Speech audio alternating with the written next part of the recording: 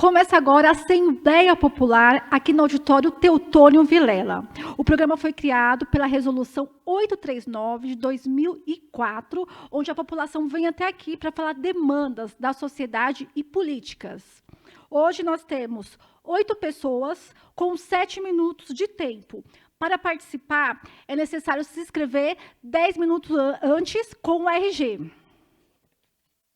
Lembrando que o orador é responsável pelo que fala aqui, pelo todo o conteúdo, civil e criminalmente. A nossa primeira oradora é a Juliana. Bom, eu inicio da forma seguinte. Bom dia.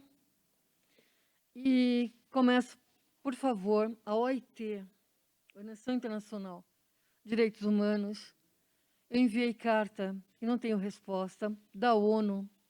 Eu queria informar, pelo amor de Deus, doutor Antônio Gutierrez, alguma coisa está acontecendo nas correspondências do Brasil.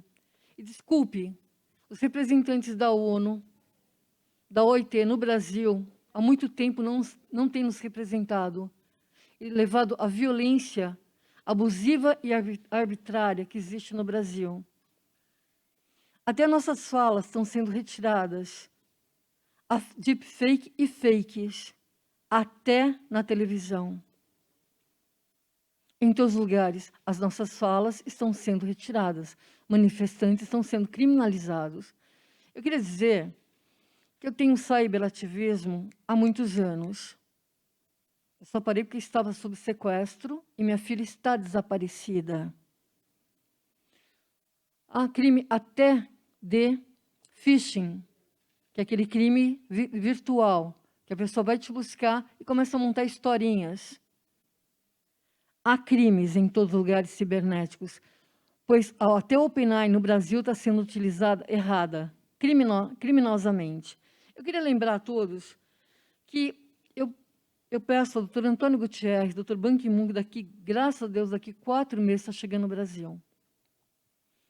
Como ONU, como a pasta, né, da United Nations, verificar o que está acontecendo. No Brasil, as pessoas portadoras neuros, principalmente espectro do autismo, estão sofrendo muita perseguição. Estão trocando o trabalho da Lei de Diretrizes Básicas da Educação, a 9394/96, e colocando na saúde mental.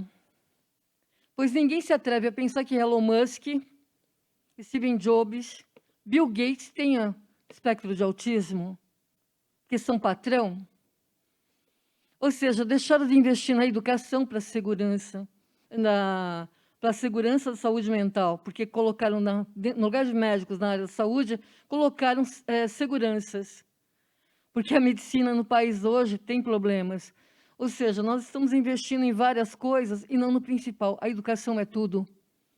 A educação é a base.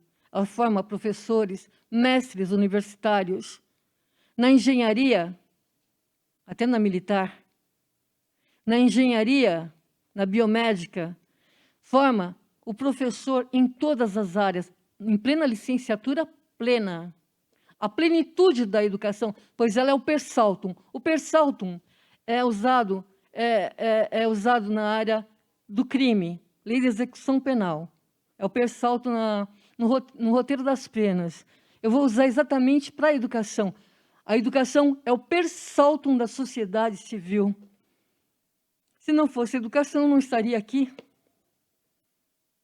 Se eu tivesse acreditado, se eu não tivesse um pai e uma mãe, principalmente o meu pai, sendo policial civil, escrivão-chefe da polícia, e que pai que eu tive, se não me carregasse no colo e me desse livros de presente, Monteiro Lobato, jamais chegaria à leitura. Meu pai, como escrivão, como gosta de escrever, começou no Correio. Sou filha de João Carteiro e neta do Antônio Estafeta, pois é assim que eu sou, e neta de um índio das aldeias Chacriabás de Minas e da Bahia, pois dizem que eu não pareço indígena. Olha a minha foto, cacique Raoni, mesma testa, mesma base do nariz, o mesmo queixo. Somos botocudos, ele é caiapó. Eu sou tapuias, potocurus. Então, se não disser que eu não tenho parentesco com cacique Raoni, basta olhar a minha foto e a dele, a diferença é só o nariz? Não tem como. Se ele é índio, eu sou o quê? Eu queria dizer também que a minha luta com relação ao cativeiro, à escravidão. Quantos jovens estão na mão de cafiolos, trancafiadas, sendo estupradas, mortas, assassinadas em cativeiro? A OIT, por favor, porque no Brasil não adianta. O crime organizado tomou conta disso aqui. Eu escrevi carta ao Santo Padre. Meu santo morreu. Graças a Deus temos um novo Papa que tem o mesmo pensamento que o nosso santo Padre, que pensa exatamente em libertar as pessoas do cativeiro, como o Dr. Antônio Gutierrez, no seu novo mandato de 5 anos, que é erradicar, acabar, aniquilar a escravidão. Jamais ter escravidão. Escravidão não cabe a ninguém. Cativeiros financeiros, psicológicos, não cabe a ninguém. Situação, redução análoga de escravo, artigo 149 do Estatuto da Reprimenda, é crime inafiançável, imprescritível. Então, imaginem quantas pessoas que padecem neste país. A escravidão é algo que tem que ser exterminado. Desde os mares, não se jogam pessoas no mar que estão em fuga. Isso não é governo. País onde as pessoas vão embora não é governo. Eu queria dizer também que minha mãe faleceu na Covid no hospital. Não fecharam o hospital não, no asilo privado, do dinheiro da minha mãe. Juliana, você tem mais 1 minuto. 46 segundos, posso? Claro. Então, vamos lá.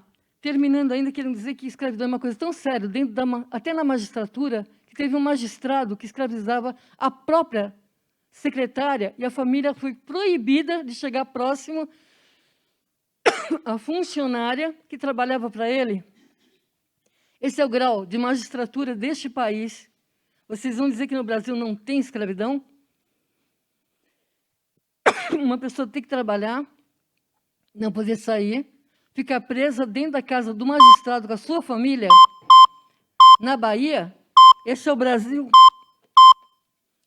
Quantas pessoas estão sob escravidão? Muito obrigada, agradeço a todos. O nosso próximo orador é o Lívio.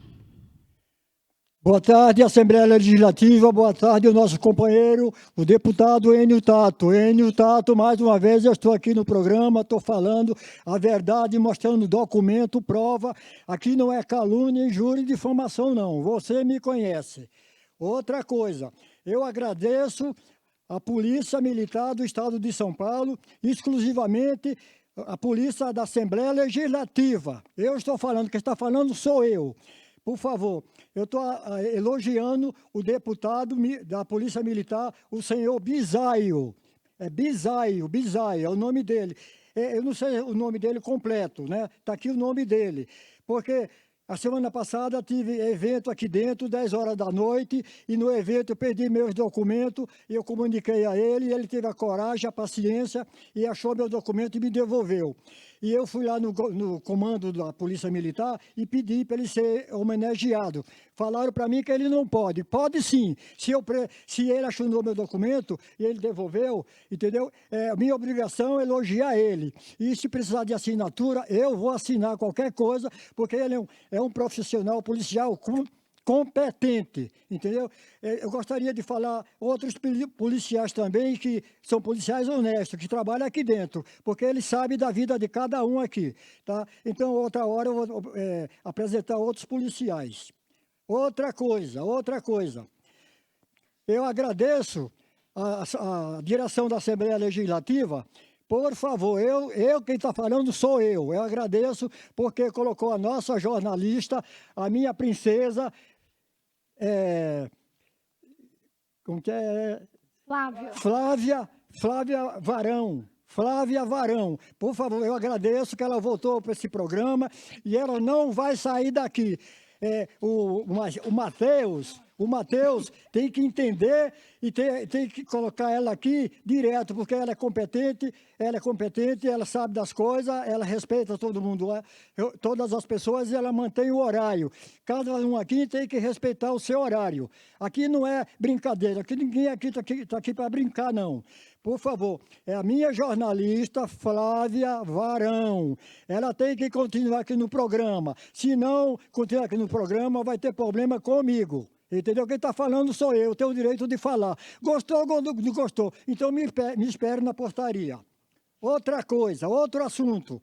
Eu estou aqui reclamando de uma juíza. O nome da juíza é Juíza Isabel Begali Rodrigues. Essa juíza, ela soltou um vagabundo, um criminoso, um bandido, porque ele tinha uma Porsche, e a Porsche, o motoqueiro bateu no retrovisor da Porsche, e ele fez questão de passar em cima do motoqueiro. Ele é bandido, criminoso, assassino. Quem está falando sou eu. Assembleia Legislativa não tem nada a ver com isso. Se vocês não gostarem, venham em cima de mim e me procure na portaria. Me procure na portaria. Essa juíza Isabel Begali Rodrigues, eu estou dando o nome dela, ela soltou. Graças a Deus, um desembargador honesto, competente, que sabe das coisas, que o estudo, a ciência e o saber, o desembargador mandou esse vagabundo voltar para a prisão. Meus parabéns, senhor desembargador, meus parabéns. Outra coisa também, o caso de Guarulhos, também, um bebum cachaceiro, pudim de cachaça, matou 3 pessoas com a Porsche. 3 pessoas com a Porsche, matou. Simplesmente, a mãe dele deu 500 mil e ele foi solto. Graças a Deus, o desembargador João Garcia mandou prender esse vagabundo, esse pudim de cachaça. É uma vergonha o que está passando no Brasil. Eu estou falando, é uma vergonha. Tem um advogado aí meia boca, advogado de porta de cadeia, está metendo pau em mim. Eu não preciso de advogado, eu não preciso que meta pau em mim, eu não preciso de ficar colocando palavras na minha boca. Entendeu? Tem que respeitar as famílias estão sendo massacradas, humilhadas, destruídas. Essas postes passam em cima das pessoas de graça. Em São Paulo, já mataram 300 pessoas nas faixas de pedestre, nos faróis. Agora, outra coisa, cadê o ministro dos Transportes de Brasília, o Renan Filho? Cadê você, Renan Filho? Renuncia a vaga, renuncia o cargo, renuncie, porque você não tem competência. Coloque leis duras em cima desses vagabundos, desses punidos de cachaça, desses assassinos que estão matando as famílias com as Porsche. Até onde nós vamos parar com isso? É uma vergonha o que está acontecendo no Brasil. Renan Filho, você é ministro de transporte de quê? De carroça? Ou então você é gato de armazém, está dormindo o dia todo. Que é isso? Renuncie e dê a vaga para outro. Coloque leis duras em cima desses pudim de cachaça criminosos, esses bandidos. Até onde? Isso aqui é um país, ou não é? Ou é uma Gozolândia? Está parecendo que está indo para o lado da Gozolândia, não está indo para o lado sério. Aqui tem que respeitar as leis, as famílias, e os hospitais têm que defender as pessoas, defender as pessoas que estão com problemas de saúde, com as famílias. Muitas pessoas estão mendigando a saúde nos hospitais. Aonde nós vamos parar com isso? Aonde? Eu estou falando, ó. O que fizeram comigo não foi pouca coisa, não. Foi muito grave, muito grave mesmo. Está aqui, ó. Eu tenho nojo da justiça do Brasil. Eu tenho nojo. Justiça podre, corrupta, mentirosa. As leis são burras, frouxas. E você tem mais 1 minuto. E ofensiva. Até onde nós vamos parar? Os outros países, parece a África. O país bananal lá, que lá não tem Constituição, lá não tem nada, não tem lei, não tem autoridade, não tem nada. O Brasil está parecendo com esse país da África, tudo abandonado. Cadê as autoridades? Onde as autoridades estão para defender as pessoas, as famílias, as pessoas que estão sendo mortas pelas Porsche? Desceu? Muito obrigado e boa tarde. Obrigada. A próxima oradora é a Lúcia.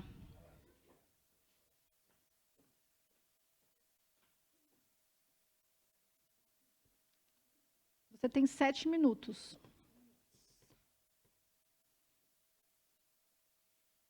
Se você está pensando em comprar um imóvel em leilão, tenha atenção a alguns aspectos. O mercado imobiliário oferece vários tipos de compra de imóveis. Oferece consórcio, leilão, financiamento direto com as construtoras e compra à vista, em espécie. Todas essas formas, você pode adquirir uma casa própria, um imóvel, um apartamento, o seu imóvel próprio. As instituições financeiras autorizam a liberação de créditos aos contratantes do sistema de financiamento imobiliário. E, havendo algumas parcelas inadimplentes, será ajuizada uma ação judicial pleiteando a retomada daquele imóvel. Portanto, no decorrer do pagamento dessas parcelas, dentro do sistema financeiro, você pode pedir atenção ao valor da parcela aumentado excessivamente, em decorrência do próprio procedimento do banco que autorizou a liberação daquele valor para você pagar e comprar sua casa própria, utilizando na sua documentação, dentro do que você recebe mensalmente, forma a sua renda mensal. O que você forneceu ao banco, aquele valor que você forneceu ao banco, que você tem para provar a sua renda, a formação de renda mensal, e obter a liberação da instituição financeira para comprar sua casa própria, aquele valor é o valor coerente para que não tenha um aumento excessivo das parcelas do seu pagamento da sua casa própria, do seu financiamento, especialmente a classe média. A classe média é a mais atingida por esse tipo de contrato de adesão com as instituições financeiras.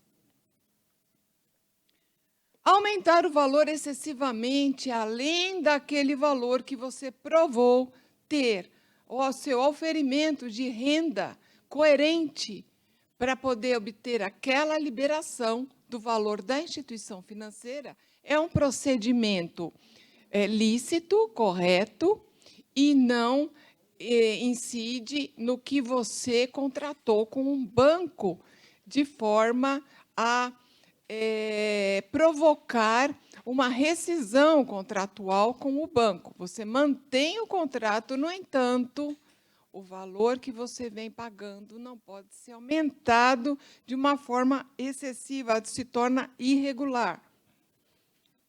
A renegociação com as instituições financeiras pode ser aceita judicialmente, evitando a retomada daquele imóvel pelo valor todo, inclusive o que você pagou. Não só do saldo da dívida, mas retomado o imóvel, inclusive tudo que você pagou dentro daquele financiamento. Portanto, peça a renegociação, pleiteie a renegociação do valor da dívida, pedindo atenção ao seu próprio oferimento de renda mensal.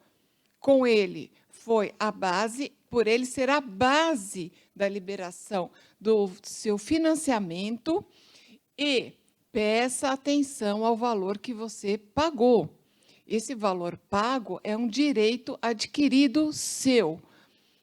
Caso contrário, você fica sujeito a uma lei arbitrária que permite a retomada do imóvel, o despejo da família toda e tudo que você pagou com o saldo remanescente da dívida vai direto para o banco volta para a instituição financeira.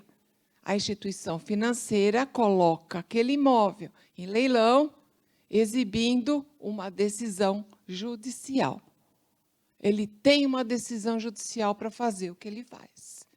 Então, para evitar a perda de tudo que você pagou, evitar que o seu imóvel vá a leilão,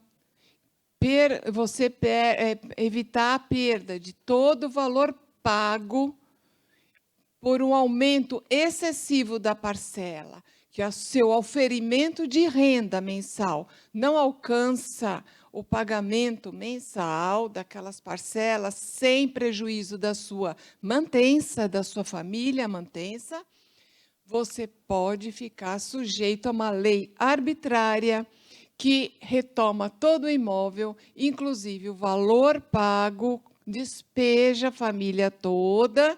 São inúmeras famílias despejadas, sem direito ao que pagou, sem renegociação, com aumento excessivo de parcelas, ignorando toda a documentação fornecida ao banco, que é o valor que ele utilizou para poder liberar o crédito dentro do sistema financeiro imobiliário. Na próxima gravação, nas próximas gravações, trarei aqui um exemplo prático, um exemplo, o que aconteceu de fato, para poder descrever de uma forma específica, de uma forma ainda mais clara, todo esse procedimento. Obrigada. Obrigada, Lúcia. Nosso próximo orador é o senhor Manuel.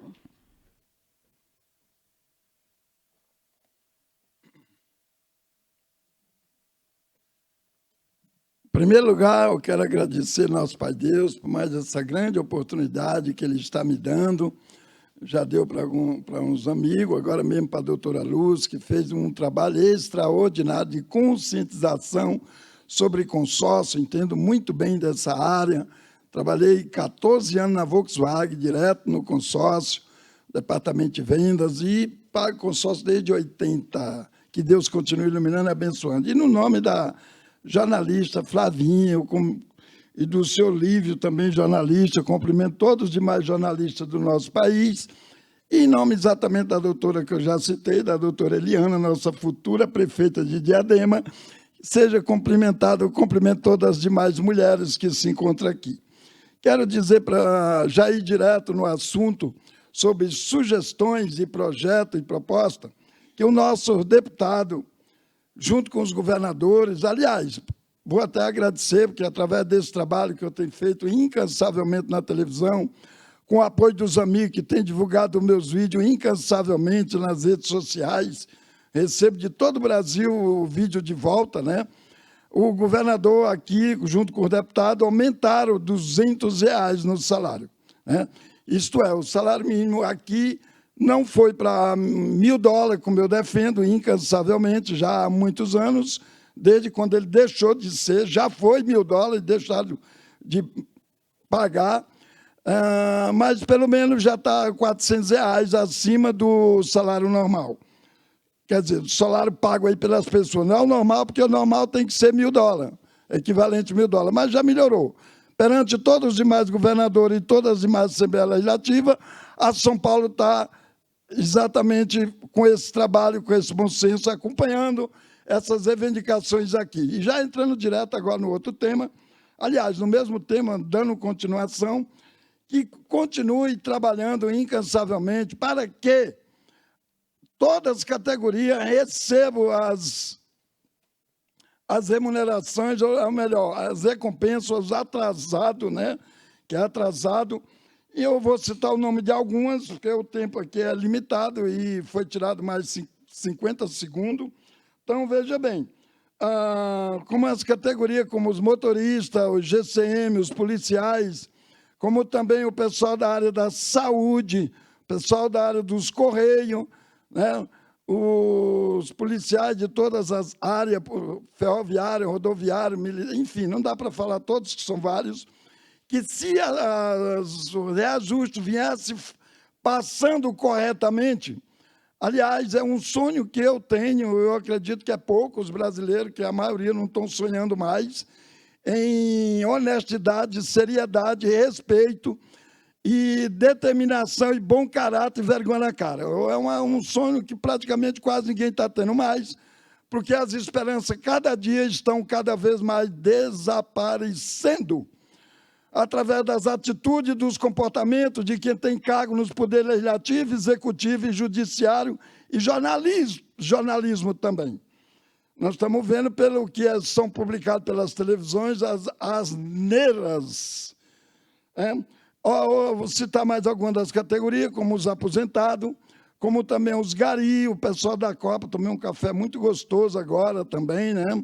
Os cobradores, companheiros do motorista e de todos os passageiros também, que seja aprovado o repasse deles, que a partir do momento que for aprovado o repasse na íntegra, esse pessoal vão passar a receber a partir de R$6.000, que é o mínimo do mínimo do mínimo para a pessoa, hoje no Brasil, comer pelo menos uma banana por semana, né?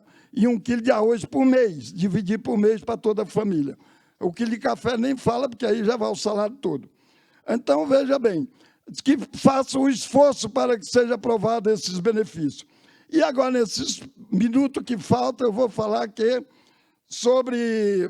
Eu deixei em torno de mais de 60 projetos, quando eu estive de vereador nessa cidade, mais de 60 projetos, além das dezenas, centenas que foram aprovados, através de mim, trabalhando no colégio de líder, junto com os líderes e com os de bom senso, graças a Deus, como o bilhete único, como os corredores, ar-condicionado nos ônibus, como também a proibição de rodar ônibus com mais de 10 anos de uso, como também tomada para carregar telefone celular. Aliás, eu posso cobrar isso, porque quando os primeiros telefones chegaram no Brasil, eu já comprei um.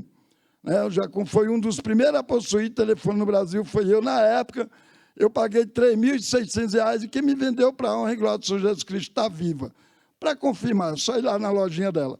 Quero dizer para vocês que, além desses benefícios, eu deixei vários projetos também, como o projeto o automóvel, o veículo, qualquer veículo estacionado na Zona Azul, ele deve ter a cobertura de seguro da empresa que cobra a Zona Azul. Ele deve ter. Não é, nós temos que parar no Brasil que só temos obrigações, nós temos direito também. Está na Constituição Federal, está no Código Penal, Código Civil, está na Bíblia. Eu estudei os 4 livros, para a honra e glória do Senhor Jesus Cristo, estudei os 4 livros, debato com qualquer desembargador, qualquer juízo, quem quer que seja, com qualquer pastor, qualquer um dos 4 livros, de capa a capa. Então, é direito. O que é direito. Nós temos deveres, mas temos direito também. E assim também como outros, como as árvores da cidade de São Paulo, seja substituída as árvores improdutivas pelas árvores produtivas. Que improdutiva é abaixo dos que ocupam o cargo no Poder Legislativo, Executivo e Judiciário e também no Poder Jornalismo. Que seja substituída, é tão lindo. Eu estive em Palma, aliás, eu estive no Piauí, no Maranhão, no Goiás, no Tocantins, e em Palma, a maioria das árvores lá é tudo frutíferas. E é assim que nós temos que ter, nós temos que substituir, tanto nos poderes como nas praças, o improdutivo por produtivo. Porque é para isso que Deus continue iluminando e abençoando a tudo e a todo. Pastor Manuel Cruz. Seu Manuel, muito obrigada. O próximo orador é o senhor Agostinho. Palavras do comandante Napoleão Bonaparte. Sou um soldado. Estou cheio do ardor da juventude. Estou acostumado a arriscar a minha vida todos os dias. Não posso agir com a prudência de um diplomata consumado. Sou um soldado. O mistério da dupla personalidade é um dos maiores mistérios do ocultismo. Duas pessoas se expressando no mesmo corpo físico. Duas personalidades diferentes. O mesmo ser, porém, derivado. A Igreja Católica fala do mistério da Santíssima Trindade. Muitas pessoas acham difícil acreditar no mistério da Santíssima Trindade. 3 pessoas em uma. mas na realidade não são apenas 3, são 10 ou 11 manifestações da consciência, do mesmo ser, mas derivado, cada um com a sua individualidade. Outra hora nós vamos falar sobre isso. Pergunta feita ao venerável mestre Rabulu. Mestre, muitas pessoas querem saber quando fala Joaquim Amortegui Valbuena e quando fala o venerável mestre Rabulu. Quem dos dois responde às cartas e às perguntas? Resposta do venerável mestre Rabulu. Nunca o mestre Rabulu desaparece. Quando estão trabalhando seus veículos, aqui e agora, ele é que fala, ele é que se expressa, ele é que sabe. Joaquim Amortegui Valbuena não é senão um instrumento, nada mais, para que se preste, para que ele possa se expressar através dos seus veículos. De modo, pois, que aquele que pensa assim não quer reconhecer o mestre Rabulu ou qualquer hierarquia. Um mestre pode estar em todas as partes, sem dúvida. Creem as pessoas que ele tem que sair do corpo físico para ir ao tribunal, para resolver algum problema lá? Não, ele está aqui e está lá, em qualquer parte. De modo que a Deus ou a uma hierarquia ou a um mestre não se pode diferenciar de si mesmo, dizendo que o mestre fulano está aqui. Ele pode estar em todas as partes, porque ele é que tem o poder. Não confundamos Joaquim Amortegui Valbuena, que é um veículo de expressão do mestre, com o mestre. Eu sim tenho que estar aqui porque sou da matéria, sou um veículo. Porém, a ele não podemos limitá-lo. Está entendido isso? O tom de voz, posso dizer eu, que a laringe é que trabalha em mim. Porque o mestre trabalha através da laringe. Vocês se dão conta de que sou duro, rijo, falo com energia. Se fosse Joaquim Amortegui, que estaria aqui, vocês não entenderiam nem escutariam nada. Volto a repetir. Duas personalidades se manifestando no mesmo corpo físico. Porém, é o mesmo ser, porém, derivado. A voz do mestre. A primeira vez que o meu Deus interno se manifestou em mim para se expressar, vale ressaltar que a nossa divindade, nós somos filhos do Altíssimo, somos filhos do Criador. E o nosso Deus interno só pode se expressar se você estiver vestido com os trajes e bodas da alma, ou seja, os 7 corpos de ouro. Se você não tiver 7 corpos de ouro, se você não estiver trajando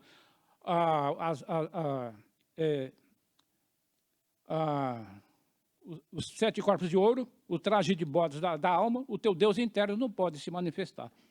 Uma noite eu estava no ônibus e de repente eu encontrei um outro discípulo. Eu frequentava a Gnose na Vila Mariana, na rua Bartolomeu de Gusmão 290. Aí começou a sair sangue do meu nariz, eu tive que levantar a cabeça para o sangue parar. Aí, de repente, do nada, eu falei, eu posso falar que eu dei 3 saltos e fui parar em cima da árvore? 3 saltos significa as 3 montanhas, ou seja, eu encarnei o Cristo. O discípulo respondeu, não. Aí eu perguntei para ele, por quê? Ele falou para mim, você estaria sendo orgulhoso, ele respondeu. Aí eu disse, eu posso falar que se dermos 3 saltos, nós vamos parar em cima da árvore? Aí ele respondeu, sim. Aí ele me perguntou, o mestre,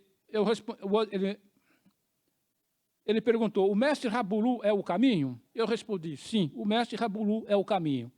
E logo em seguida eu falei, não basta estar no caminho, temos que ser o caminho. Muito mais tarde, somente no outro dia, 2 dias depois, é que eu percebi que não fui eu que disse aquilo. Eu parei, pensei, eu fiquei pensando e falei, não, eu não disse isso. Foi o meu próprio Deus interno, porque muitas vezes quando o Deus interno se manifesta, às vezes a pessoa não sabe. O Bodhisattva não sabe que é ele que está se expressando. E ele pensa que é ele que está falando, ou muitas vezes ele fica como se estivesse assim no mundo da lua. E só depois de 1 dia, 2 dias, você começa a pensar naquilo que você disse, aí você se dá conta que você não disse aquilo. Isso acontece principalmente porque eu ainda não iniciei de maneira firme o meu trabalho íntimo. Porque quando eu iniciar o meu trabalho íntimo, então não vou ter essa sensação, porque o meu Deus interno não vai poder se expressar de maneira mais contínua. Tanto, por exemplo, uma certa vez eu estava na gnose, chegou um discípulo, um instrutor, o santo dele não batia comigo, eu estava lendo um livro, eu continuei de cabeça baixa lendo um livro, eu nem olhei para ele. De repente, eu ouvi o Deus interno dele chamando a atenção daquele instrutor gnóstico, dizendo para ele que ele não estava trabalhando de acordo. Olha que maravilha, você ouvir o Deus interno da pessoa, chamando a atenção da pessoa. Você sabe o que é isso? Para isso, você tem que ter acesso a 7 dimensões. Tem que ter o corpo astral de ouro, o corpo mental de ouro, o corpo causal de ouro, corpo búdico, corpo ático. Se você estiver vestido com os trajes de bodas da alma, tivesse 7 corpos, você tem acesso à 7ª dimensão. Você pode não só ouvir o Deus interno de qualquer pessoa, mas pode ir até a 7ª dimensão e conversar com o Deus interno dele. Nós podemos ir até a 7ª dimensão, eu posso ir até a 7ª dimensão, como eu tenho 7 corpos de ouro, e conversar com o meu Deus interno, face a face, com o Pai que está em segredo. Então, é óbvio que isso só pode ser feito por quem tem esses 7 corpos de ouro. Uma outra noite eu estava Obrigado, boa noite. Obrigada pela participação. A nossa próxima oradora é a Shirley.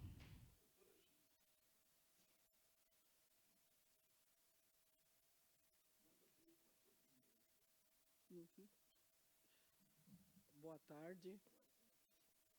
Mais uma vez, na luta pelo direito dos autistas, porque estou vindo aqui desde agosto do ano passado e até agora não encontrei nenhum parlamentar para entender o que é uma Constituição do país, nem o jurídico, entender o que é o Estatuto ECA, e entender que as nossas crianças autistas e a população já é amparada pela Constituição do país, que deve ser executada não só para os parlamentares e o poder público ter salários abusivos, regalias abusivas, cartão corporativo abusivo. Eu não encontrei nenhum jurídico que possa me falar que a realidade, o que é uma ação civil pública. E o governo do Estado, existe uma ação civil pública, trânsito e julgada, em 2006, o qual não cabe recurso. E até que o governo prepare tudo que um autista precisa, não se muda uma vírgula. E nem se extingue, senhor Tarcísio de Freitas, o qual o senhor falou em 2023, que autismo é como uma gripe, é uma mutação, e ela se acaba, sara. Essa informação é improcedente.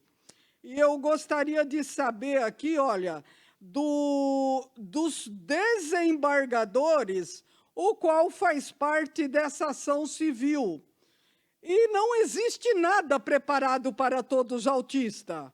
Então, eu convido aqui os desembargadores, a excelência Marre Winter, o qual faz parte desse acórdão, o desembargador excelência Kleber Leiser de Aquino, presidente, excelência José Luiz Gavião de Almeida, e também o desembargador excelências Encima Manfrey. E também gostaria de saber se eles têm noção que na ação civil pública existe um projeto para os centros de referência de primeiro mundo. Este projeto é do Dr. Estevão Vadaz, que participa da segunda ação civil pública em 2006, e lá está o projeto de primeiro mundo. Um lado cuidaria das mães e outro das crianças. Eu fui atrás de quem participou para hoje estar falando aqui. E ele falou que em 2006 tinham 5 prédios para fazer a execução dos centros de referência, o qual o nosso governador, Geraldo Alckmin, caiu fora. E assim deu sequência, o Dória, o Haddad, e hoje absurdamente o senhor Tarcísio de Freitas, que não tem conhecimento nenhum qual é o autismo. Ele liberou o canabidiol para a deficiência do sobrinho dele, mais outras, e não liberou para o autismo. Isso é um ato abusivo, isso é abuso de poder. E nós queremos falar também que não é deputado, não é vereador, não é presidente da República, não é ministro, não é senador, que sabe o que o autista precisa. Quem sabe é um especialista renomado como o doutor Estevão Vadaz, que faz parte da ação civil, doutor Raymond Rosenberg, especialista e sabe o que é o autismo e quem vive. Esse negócio que a nossa deputada fala, e Andréia Werner, de PL para a escola, para salas com 40, 20, 30 alunos, essa informação não procede.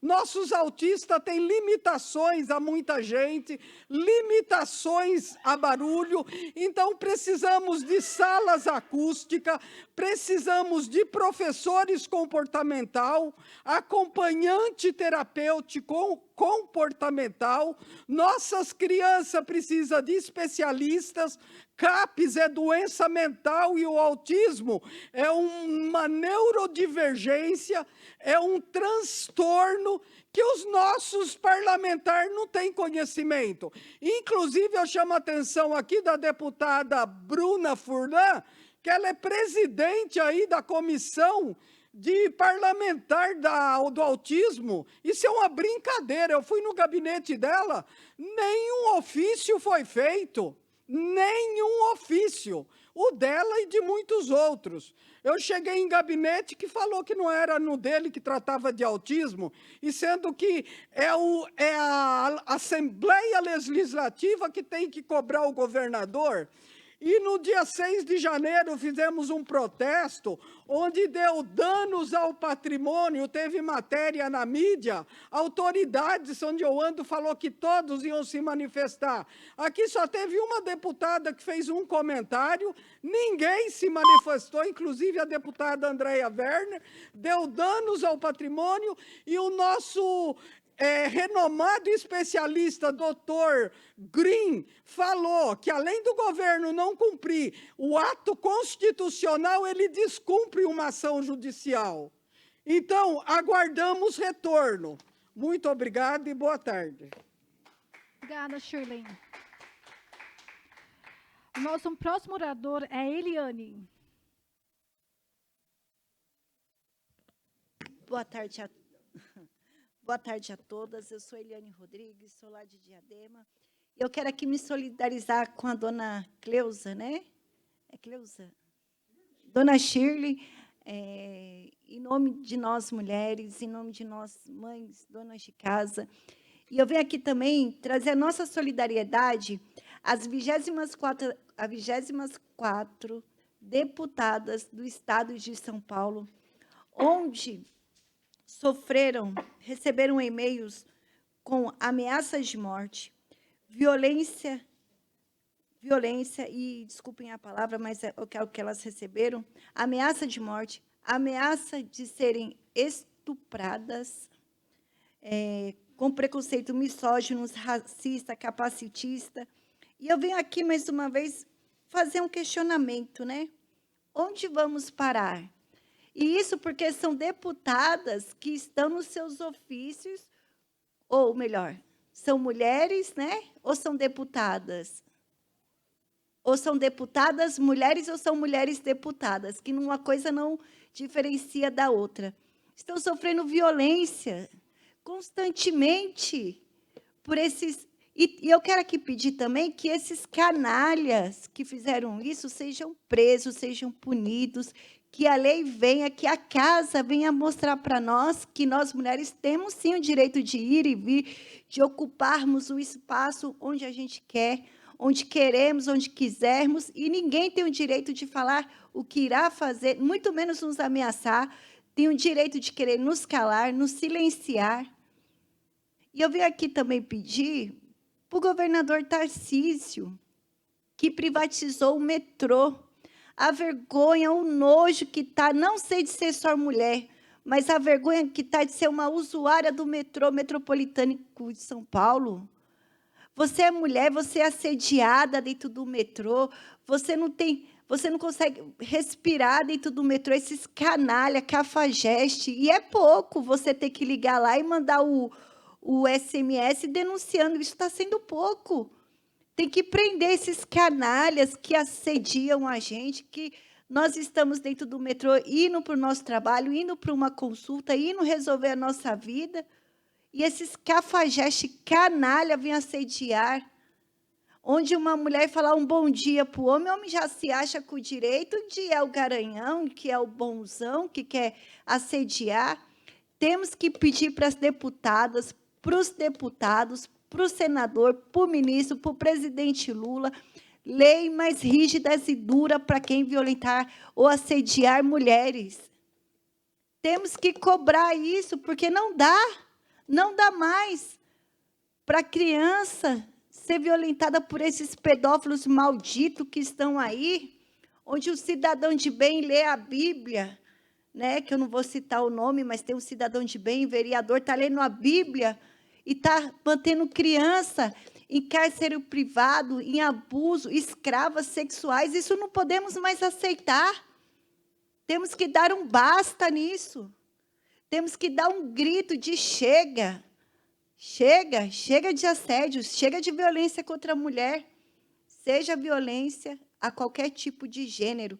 Eu tenho uma amiga que eu estava conversando com ela falou, fala também, Eliane, ela é uma mulher lésbica, né? A famosa sapatona. E um vagabundo falou que iria violentar ela, porque ela iria se converter. Temos que parar com essas abominações, com essa aberração. A mulher tem livre escolha, tem livre oportunidade, tem livre demanda, ela escolhe o que ela quer, o que ela vai ser, a orientação sexual, ela escolhe o que quiser. Agora, temos que pedir leis mais severas e rígidas para estuprador, para pedófilo, para assediador, porque isso não pode mais acontecer. As mulheres não podem mais ser violentadas pelos seus cônjuges, pelos seus maridos, pelas suas companheiras, dentro do ônibus, dentro da sua casa. Temos que pedir, estamos pedindo lei mais dura.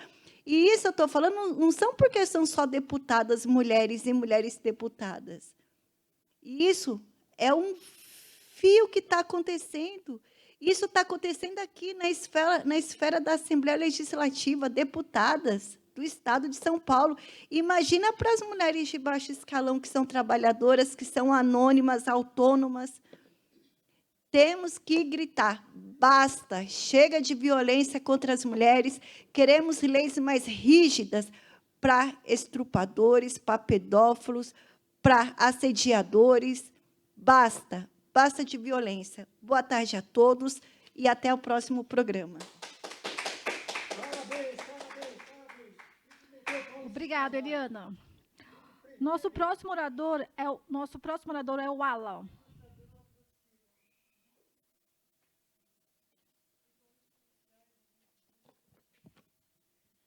Novamente estou aqui na TV Alesp para compartilhar os ricos conhecimentos superiores, porque são conhecimentos do mundo espiritual, do qual todos pertencem.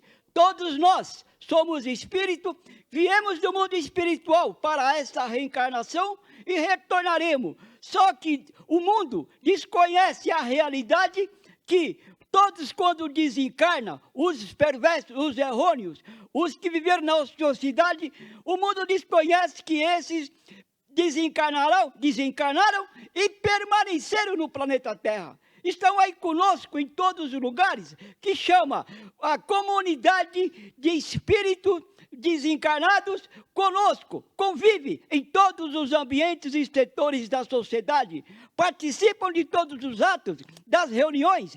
Só que o planeta Terra é um planeta que é administrado, governado pelo mundo espiritual. Porque o Senhor da vida, Deus, quando criou o planeta Terra, e para o planeta Terra foi trazido, foi removido dos planetas superiores todos aqueles que infracionaram as leis. E o planeta Terra, por isso, que é um planeta de prova e expiação. Só que esse planeta Terra está na antepenúltima transição para poder se promover a planeta superior. E aí, a comunidade desencarnados invisíveis do mal, os errôneos, perversos, sabem disso. E os reencarnados, nós também, os espíritos encarnados, sabemos que nós temos essa última oportunidade nesta vida atual para nos renovar, regenerar, para nós resgatar nossas faltas, porque todo mundo precisa conscientizar que todos vão desencarnar, que chama morrer. Morrer não existe. A prova está aí.